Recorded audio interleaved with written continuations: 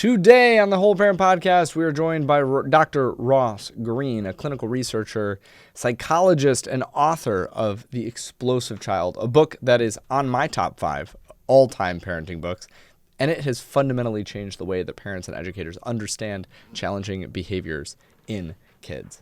His work brings together psychology and neuroscience, as well as decades of clinical experience in ways that really challenge traditional ideas around why kids struggle. Things like they're lazy, or they're oppositional, or they simply need more consequences. You might know him from his collaborative and proactive solutions model, which has influenced schools and therapists and families around the world. But this conversation is also about his latest book, The Kids Who Aren't Okay, and what it reveals about the growing number of kids in schools who are, exactly as I just said, not okay. And I think this conversation is especially important right now because it fits in with our last episode where we explored with Peter Gray how modern schooling may actually be contributing to the rise in anxiety and depression and disconnection and all of those things in our youth. So today we're taking that conversation one step further. We're not just asking what school is doing to children, but how we can actually work with schools to help the very kids that are right now not okay. I'm really excited about the conversation. Let's get into it.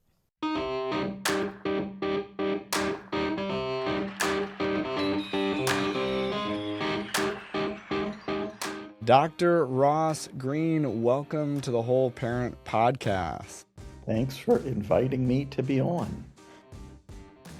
So I already said this in the intro a little bit, but your book, The Explosive Child, really changed a lot for me.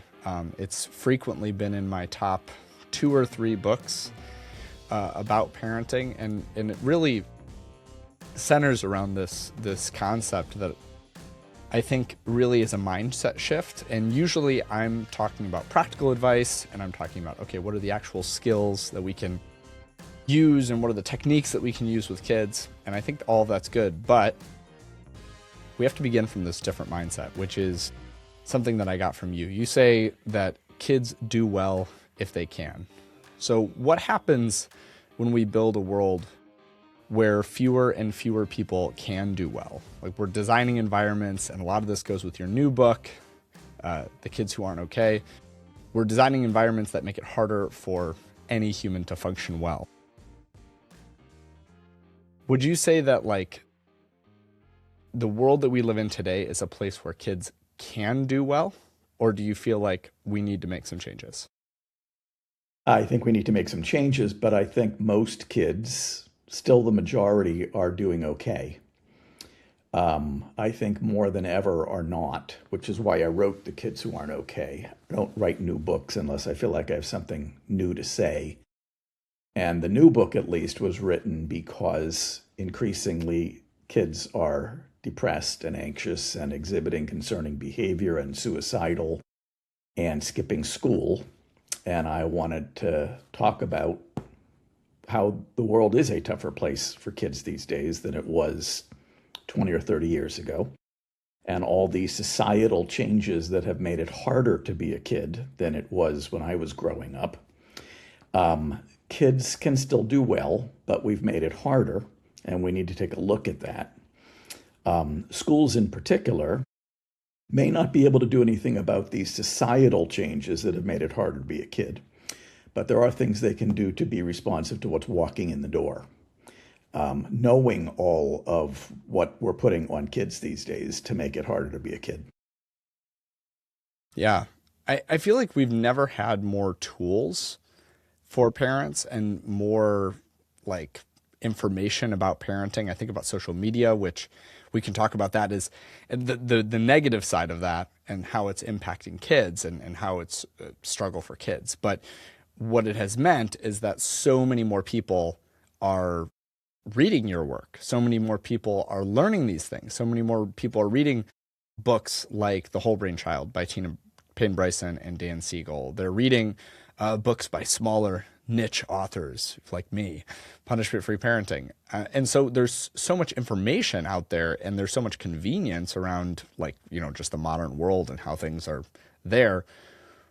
Why does it feel like people are less able to cope than they were 20 years ago. Why is it harder for kids now? Tops on my list in schools, high stakes testing, where we're saying that every kid needs to get over the same line by the end of the school year. It would be a whole lot better if we were using every kid as their own reference point for progress, meeting every kid where they're at, giving teachers permission to be attuned and responsive to the developmental variability that's walking in the door. That would be better. Teachers told us a long time ago that high-stakes testing was a bad idea. They're still telling us that, and they have been right all along. Zero tolerance policies in schools, which is where we ramped up the punishments and tightened the vice grip. And in response to kids' concerning behavior, without realizing, and this is what my work has been about for 30 years, that what precedes a concerning behavior is an expectation that a kid is having difficulty meeting, or what I call an unsolved problem. And there is the fork in the road. For a long time, we've been just trying to modify concerning behavior. Concerning behavior is just a kid's frustration response. I wish everybody knew that. We've all heard the cliche, all behavior is communication. What's concerning behavior telling us? That there's an expectation a kid is having difficulty meeting. Modifying behavior, consequences, are not problem-solving strategies.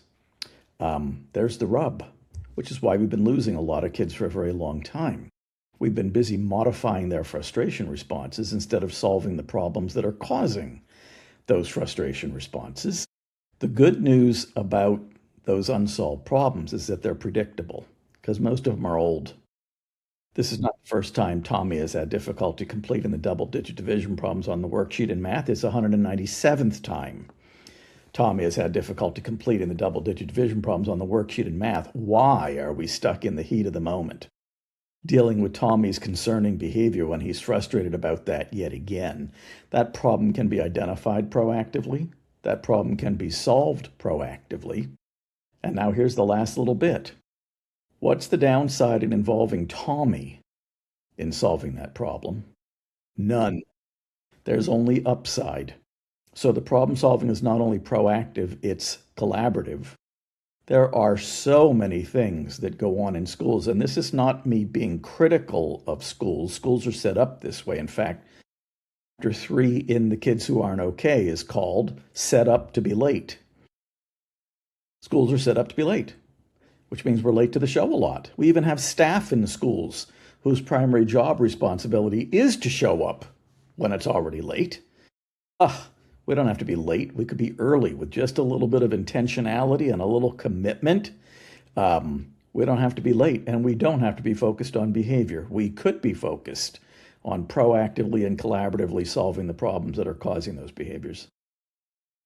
You know, a lot of your work, especially, I didn't, before even this conversation, I wasn't aware of how much of what you're saying is applied to school. We've been talking a lot about school on the podcast recently. But another person who I'm just realizing in this very moment is so similar to you in sort of like a philosophical way, probably not a methodological way all the time, is Alfie Kohn, who we had on the podcast not long ago. And he talks about shifting our ideas about discipline from doing to working with. And I feel like that's kind of what you're saying here, is that not, number one, that these things are predictable. This is chapter 2 in my book. Curiosity is the basis, right? You have to be like Dr. House, who's a problematic medical doctor, but a great metaphor of seeking for the underlying problem rather than constantly playing whack-a-mole with the symptom management, which is all of these behaviors. But when we seek for those problems, when we seek for those that expectation gap that you talk about, what is the benefit to bringing in a child into that problem solving capacity and doing some sort of collaborative problem solving with them? Well, first of all, Alfie and I are old friends. Little known fact, Alfie and I went to summer camp together a very long time ago. So Alfie and I go way back. We had Alfie as a speaker at our annual summit at the nonprofit I founded, Lives in the Balance, a few years back. If people are interested, that summit is coming up in about a month. They can learn about it on the Lives in the Balance website. The advantage to involving kids in solving the problems that are affecting their lives is that they're going to have to solve problems for the rest of their life. And we might as well help them learn how to do it. But also, I don't think problems that are solved without involving kids work very well, because that means that we adults are divining what's getting in the kids' way. We are divining what the solution should be.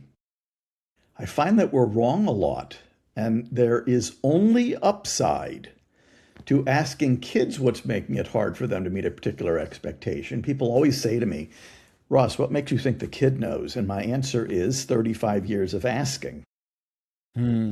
Kids know the kid is your number one source of information on what's making it hard for them to meet a particular expectation if we ask.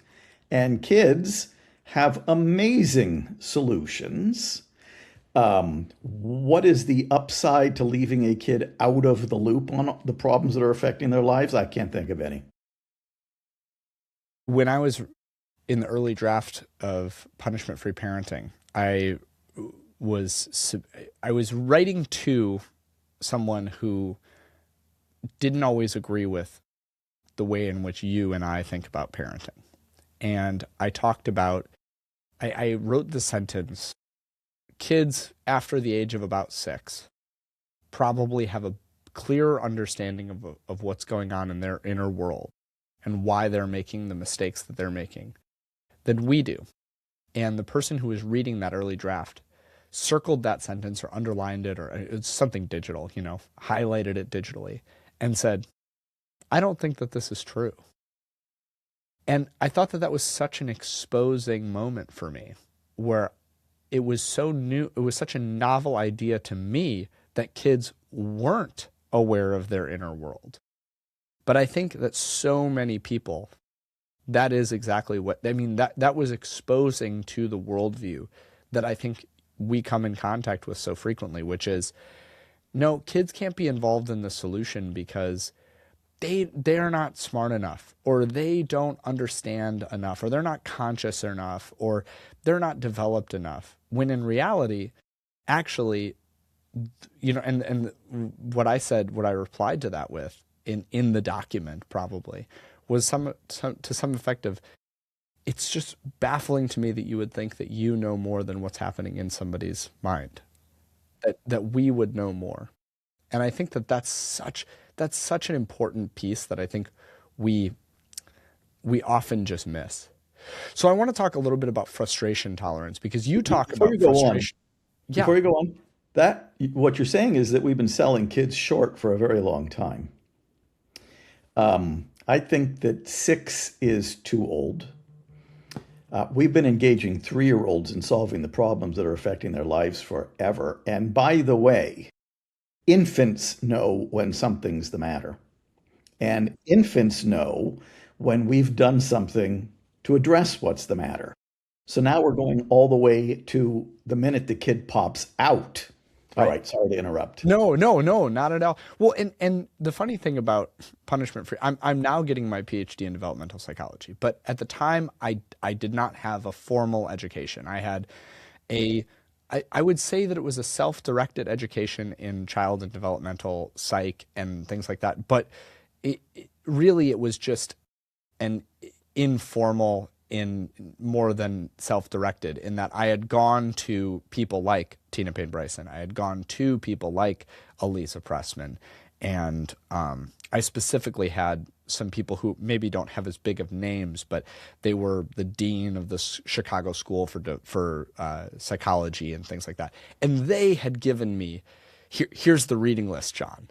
So when I wrote Punishment-Free Parenting, I very much so had kind of a master's degree level of understanding because I had done all of the master's degree level thinking and reading, and I'd gone back and forth. But I was very conscious that I didn't have the credentials. So when I wrote things like by age 6, this was not me saying, oh, well, infants have this knowledge. I was trying to make the most unimpeachable claims that I could because I didn't want to be on the cutting edge. I just wanted to be presenting information to parents. And so I love what you said. I think you're right. And in my own personal anecdotal experience, I've totally had that experience of with my 18-month-old even, right? She knows what's going on and and she can't communicate it in the same way.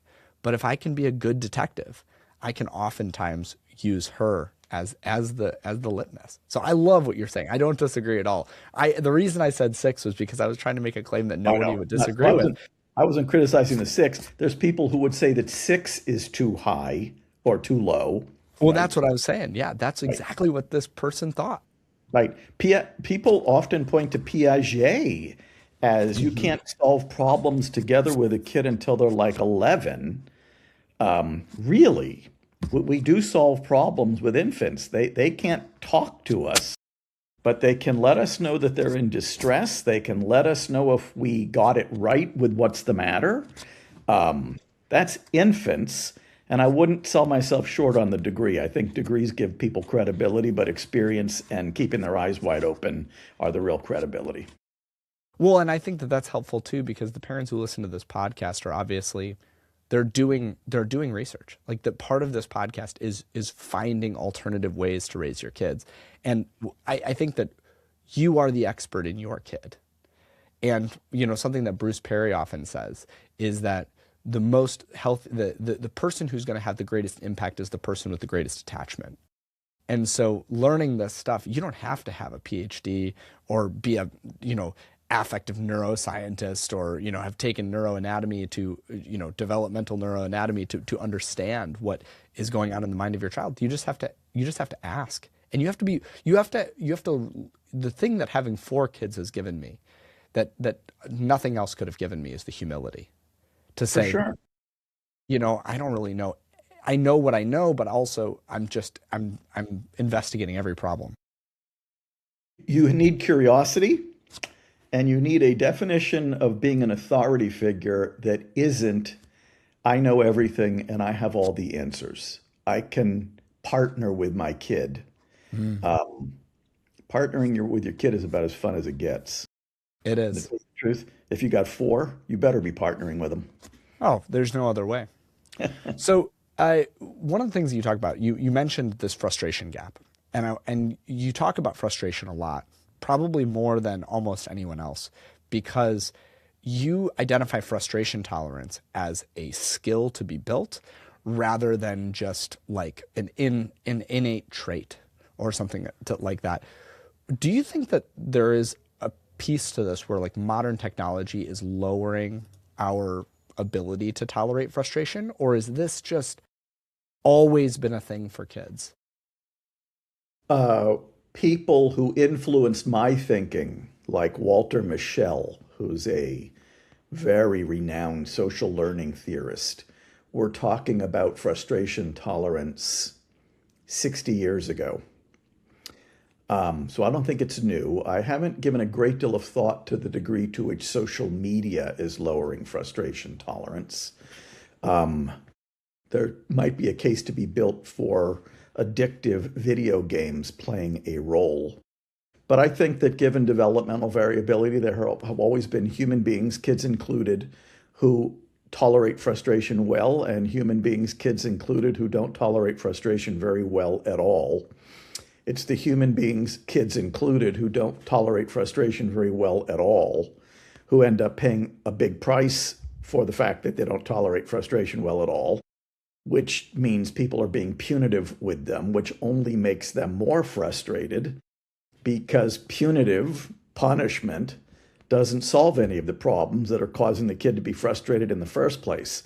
And that's the most important message, is that punishment and even rewards, which are cut from the exact same bolt of cloth — I think I'm going to sound like Alfie again here — um, those aren't problem solving strategies. So Look what we've been missing that's been right in front of our noses for all this time.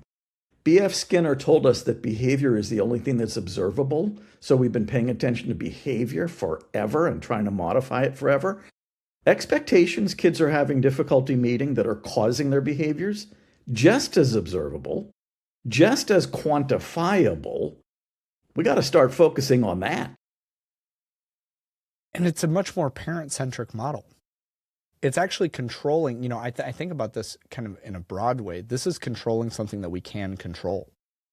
Like, we can't control the child that we have, and we can't control their unique. I think about Russell Barkley when he talks about, your kid's not somebody who you're going to be specifically able to, it's not a designer kid. Well, if you do X, Y, and Z, and this is kind of against the behaviorism, John Walton. Hey, if you give me a kid and I'm allowed total and complete control over their behavior, I can turn them into anything that I want.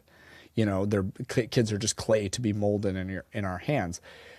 When we take seriously that we don't have control over that, what we have control over is our responses to our kids. What we have control over is how we choose to work with instead of do to. What we have control over is, how we respond.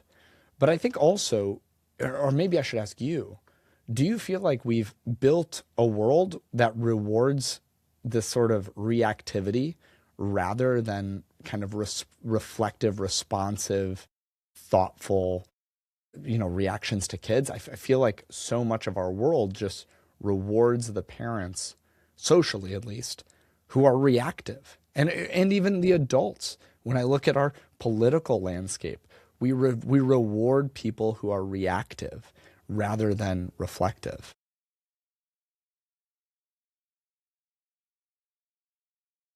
Certainly in politics, being more muscular is sometimes politically expedient. It's a lot easier to drop a bomb than it is to explain why you're not dropping a bomb and what you are trying to accomplish by not dropping a bomb or invading a country or kidnapping the leader of a country. So I think that what I mostly think is that the world these days is faster and more oriented toward quick fix solutions. I cringe when I hear people saying, here's some tips for how to handle a kid who is struggling. I don't know if there's any tips. It's a little more complicated than that. It's not that complicated. It doesn't take that long, but it does take some explaining. And as we were talking earlier, I was thinking that probably my greatest disadvantage as a person who is trying to help adults treat kids in a certain way is that it takes longer than a nanosecond for me to explain the work that we need to be doing with kids, right? It's not a tip. It's not a trick. So if anything, I think that's the part we're looking for fast, quick fixes these days. And boy, these kids who I've been working with for 40 years, quick fixes, they've had more than most of us will experience in this lifetime. Quick fixes slow things down. Quick fixes slow things down. Yeah, I mean, I'm as much the problem as the solution here, Dr. Greene. I have built a platform on social media of many followers, whatever that means. And I can tell you without a doubt that when I tell people how to respond in the moment to a tantrum, to their kid hitting, to their kid biting, this is what you do, XYZ, in 90 seconds or less, that video is going to get far more views and far more reaction and far more followers than a conversation with you, or in my book where I do have a 5-step method at the back where it's really just how do you walk through investigating a problematic behavior rather than responding and reacting to it. So I stand by what I said in the book, but I spent 8 chapters laying out, this is how we diagnose. Before I get to, and here's why the punitive approaches don't work, before I get to, now what do you do instead? Most people probably don't make it through your book. Most people don't make it through my book. Most people don't make it through, but they make it through a 60-second or a 90-second video. And I guess that maybe that's really what I was talking about when I said modern technology lowering our ability to manage frustration. I think it's beyond video games. Actually, I've become less and less critical of video games the more I've studied dopamine. I'm more critical of these quick fix systems like social media than I am of, Nintendo back in the 90s and early 2000s. That was actually a frustration tolerance building, right? They wanted you to get frustrated. Actually, I just had Michaeline Ducloff on the podcast, and she said, hey, Nintendo wanted you to get frustrated so that you gave up on the game and bought a new game instead of, the slot machine that is modern. But I want to talk about your new book. I also want to talk a little bit about the world that we live in, more about that, but we got to take a break before we do that. I want to take a quick pause to interrupt myself and tell you about the best resource, the number one way that you can be parenting better, and it is what I call the Parent Lab. It's an online community that I run, and it is basically the place where you can get everything, one-stop shop related to whole parent. It is for those moments in your life where you're doing everything to stay calm and you feel like parenting is so overwhelming and your kid is screaming and you just feel like, man, I am getting triggered more and more every single day by these kids or this individual kid. And I just don't know what to do. Like, the social media advice seems good in the moment. The podcast episodes seem good in the moment. The parenting books seem good, but this keeps happening. Why does none of this stuff work in real life? That is exactly why I created the Parent Lab. It's basically the place that you can go whenever parenting gets hard, no matter what you're going through, because you probably don't need more judgment and you don't need more people trying to tell you all the things you're doing wrong. What you need is a plan. You need the actual words that you can say in the actual moments, and support from somebody who understands the child development side, that's me, and who also understands what it is like to parent real kids in real life. So what is inside the Parent Lab? Well, you get instant access to our full course library, which includes courses on siblings, like multiple courses on siblings, including the brand new 21-day sibling challenge, which is the most excited that I've been about a course in a very long time, as well as courses on kind of more common things, bedtime battles, potty training, tantrums, strong-willed kids, highly sensitive kids. I have workshops and courses on all of these things, how to stop yelling at your kids. I even have one on how to get your partner on board, which is great not only if you're struggling to get your partner on board, but also if you're struggling to get maybe an in-law or somebody else in your child-giving circle, in your village, on board. And you also get live coaching calls with me. And I don't mean like some giant webinar where you're going to get lost in the chat and they say, oh, I'm going to be there, but actually you're never going to get your question answered. We're talking like small group, small knit community where you can bring your actual situation, no matter what you're going through with your kid, what your struggle is in that moment, and we will work through it together live. You also get DM access to me, so I can answer your questions on those coaching calls, even if you can't be there in person, or I can just respond in DMs. And honestly, my favorite part is connecting with parents. So this is not a bunch of theory. It's not fluff. It is literally like, say this when your kid refuses to leave the park. Do this when your siblings start to hit each other. Do this during bedtime. Do this when you have a struggle with potty training. And parents are constantly telling me, I tried this stuff the same day and it completely changed the interaction. You can get in right now and check out the entire Parent Lab. It is open for enrollment. Come in, watch a few videos, bring your hardest parenting challenge to me and see if it helps. And if not, you can cancel at any time, no judgment. Because parenting is hard enough. You shouldn't have to figure it out on your own. So head over to Parent Lab, to the link below, and let's get started transforming your parenting. I am back with Dr. Ross Greene talking about his work for the past, 35 years in child development and parenting and education. His book, The Explosive Child, is one of my all-time favorites, but he has a new book coming out, and I think that you're going to be able to answer this next question pretty succinctly based on that. I wrote it before I realized what your new book is about.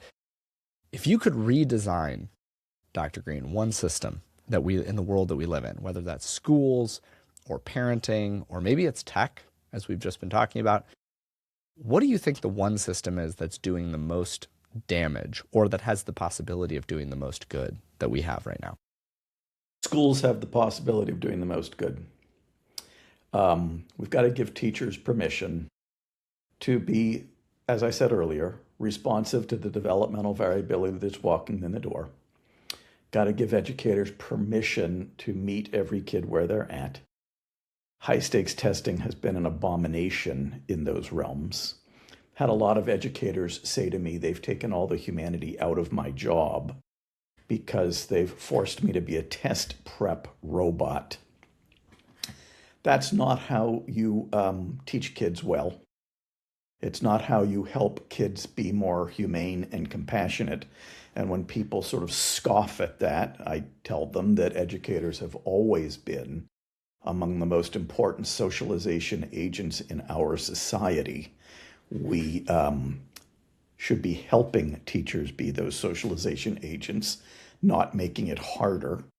I would transform school discipline so that it is not about punishment, but so that it is instead about solving problems with kids so they don't exhibit concerning behavior in the first place. I would make school discipline not reactive. I would make it proactive. Most of those 35 years I've spent have been spent trying to get people out of the heat of the moment into the proactive territories instead of the reactive. Schools have such incredible potential for helping kids. Here's what's interesting. Every kid goes to school. Not every kid is going to have the luxury of going home to the absolutely most ideal situation at home. And yet, they all go to school. Even if a kid is going home to something that isn't exactly ideal, their educators have 6 hours a day, 5 days a week, 9 months a year to make things good. And I'm not saying compensate for what's going on at home. I'm saying just do right by the kid in those 6 hours a day, 5 days a week, 9 months a year, and you can have just mammoth impact on the life of this kid, even though you may not have any impact at all on what's going on after they go home at the end of the school day. Schools is number one on my list. Let's make it good. Yeah, I tend to approach this from the opposite side, and I think that that's okay. I actually agree with everything you just said, though. My struggle is I can't fix the school system, but I can like if I have to send my kid for 6 to 8 hours a day to a school, and I have no ability to influence because of the red tape, because of and I'm hearing from teachers exactly what you're hearing. The humanity's been taken out of my job. I don't have an ability. Teachers are quitting en masse. And we used to say, oh, teachers quit because they're not being compensated. I used to work in HR. That was my first job. People almost never quit because of the compensation. People quit because they feel powerless. That is why people leave their job. I'm not saying that we shouldn't I think we should be like Finland. Teachers should be the highest paid people in society. Don't hear me saying that teachers shouldn't get paid more. But I don't think that just paying people more solves the problem here. I think if you paid somebody $200,000 a year to stare at a white wall, they would probably quit. You know what I mean? Like there is an aspect to this where teachers, much as they can do, all in my experience feel powerless to some degree. And those teachers, and I just had on the podcast a school principal who quit her job and homeschooled her kids, pulled them out of the school where she was the school principal. And the reason that she did that is because she felt, in her words, powerless as the principal. So I agree with you on everything you just said on school. I hope that we can get there. I don't know if we can, But There's a lot of schools that have implemented my work that are there. A lot of principals who took a stand and didn't get fired and changed things for the better in their buildings. And a lot of parents who have instigated a lot of those changes. So there's no question it is a system that is filled with inertia and bureaucracy. But I like a challenge. I love that. Well, I got Peter Gray on the podcast coming up soon, so I'm going to have to ask his thoughts on that too, because he and you probably agree on most things, but maybe not on this one. So I want to move it a little bit outside of school and talk about what parents can do at home, because so many parents that I know, just kind of with our last couple minutes here, so many parents that I know have kids who have had the DSM-5 textbook thrown, or the DSM-5 manual thrown in their face. Their kid has a diagnosis: ADHD, ODD, PDA, ASD, Tourette's, etc. What is the number one change that those parents can make? I'm not asking for a quick tip, but what is the big shift for those parents where they can start implementing some of this stuff that you talk about? Where would you tell them to start? I would tell them to start at the Lives in the Balance website, where they can download an instrument called the Assessment of Skills and Unsolved Problems. It's free. So they can identify their kids' skills and unsolved problems. The skills help them understand why their kid is struggling so much to deal with frustration, and the unsolved problems are the expectations their kid is having difficulty meeting. Those are the problems they could be busy solving. I would tell them to have less faith in the diagnosis. A diagnosis doesn't tell them what their kid's skills and unsolved problems are. So even though their kid has a diagnosis or 8, they may still be describing their kid as a mystery or as a puzzle. That's because diagnoses don't help us understand kids or help make them predictable, as well as skills and unsolved problems do. So first, let's stop having so much faith in the diagnosis telling us about our kid. Diagnoses are actually fairly limited in telling us about our kid. Then let's learn about our kid through the prism of skills and unsolved problems. Can learn all about how to do that on the Lives in the Balance website, and then start solving problems with your kid collaboratively and proactively. But lenses are the first place to start, and I don't view kids through diagnostic lenses. I view kids through the prism of skills and unsolved problems. That's the place to start. If you had to say one typical, and I know this is probably the opposite question that you want to hear, but if you had to say one, like, this is the skill that I see most lacking in kids today, or maybe it's the same as it's been for 35 years for you, what is that skill? Where can parents start by looking around and going, okay, what's that one skill that tends to manifest as behavior or problematic behavior that parents are missing? First, I'm going to tell you the one that everybody's focused on these days, then I'm going to tell you the one that I would say. The one everybody's focused on these days is emotion regulation, and that's big. But generally speaking, human beings don't become dysregulated until after there's a problem that's standing in their way and that they're having trouble solving. So we've been spending a lot of time teaching kids how to regulate their emotions, but that's late. That's reactive. By the time they're having difficulty regulating their emotions, there's already been an unsolved problem to set that in motion. The skill, I would say, is problem solving. If you ask me what's the most critical skill for life, problem solving. Because if you know how to solve the problems that are affecting your life, you won't become emotionally dysregulated very often. You will have a feeling of mastery, self-efficacy, that you can solve pretty much no matter what comes your way. Dr. Ross Greene, Thank you so much for being on the Whole Parent Podcast. Where else can we find you? I know that you have a new book. It's called The Kids Who Aren't Okay. It's about the education system. It's written for teachers, but also lots of parents read it. They can find The Explosive Child, which is one of the all-time great best-selling parenting books. It should sell more copies than it does, in my opinion. But other than Life in the Balance, anywhere else that you can, and all those links will be below in the show notes. livesinthebalance.com. Anything else? .org. Oh, I'm sorry, .org, livesinthebalance.org. Anything else, anywhere else that you parents can find you? One more thing. On the Lives in the Balance website, they can, as of May 22nd, find our parenting platform. We have been busy at work filling that with resources galore for parents. The new book is for educators. The parenting platform is for parents. And May 22nd is the launch date, and people can access it straight from the Lives in the Balance website. Dr. Ross Greene, thank you so much for being on the Whole Parent Podcast. Thanks for inviting me to do this.